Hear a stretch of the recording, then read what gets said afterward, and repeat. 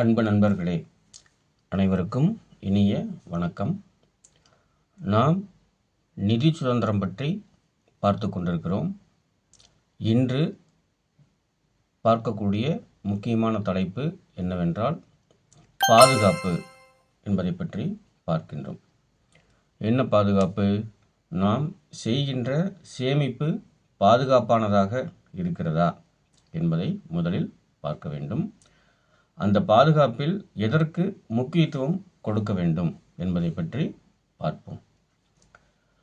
ஒரு வீட்டில் நாம் எங்கெங்கு தண்ணீர் தேவைப்படுகிறதோ அங்கெல்லாம் பைப் கனெக்ஷன் கொடுத்து அங்கு நாம் தண்ணி பிடிச்சிக்கிறோம். உதாரணத்துக்கு பார்த்திங்கன்னா கிச்சனில், டாய்லெட்டில், வாஷ் பேசனில், பாத்ரூம் போன்ற பல்வேறு இடங்களில் நாம் பைப் கனெக்ஷன் கொடுத்து பைப் திறக்கும் பொழுது தண்ணீர் கிடைக்கின்றது.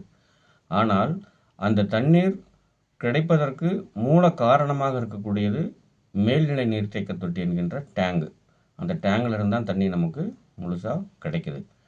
சப்போஸ் அந்த தண்ணீர் டேங்கில் தண்ணி இல்லை அப்படின்னா இங்கே வாட்டர் ஃப்ளோ இருக்குமா? கொஞ்சம் யோசனை பண்ணி பாருங்கள். வாட்டர் ஃப்ளோங்கிறது அப்போ கட்டாயி போயிடும். இதே நாம் கேஷ் ஃப்ளோவாக கம்பேர் பண்ணி பார்ப்போம். நம்முடைய வாழ்க்கையில் நமக்கு நிறைய விதமான அடிப்படை தேவைகளுக்கு பணம் என்பது தேவைப்படும்.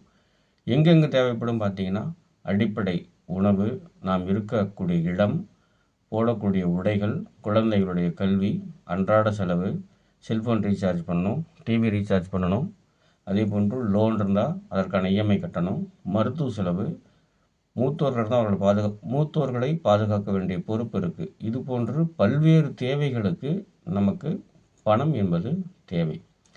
அந்த பணம் எங்கிருந்து நமக்கு கேஷ் ஃப்ளோவாக கிடைக்கிறது என்றால் குடும்பத் தலைவருடைய வருமானம்.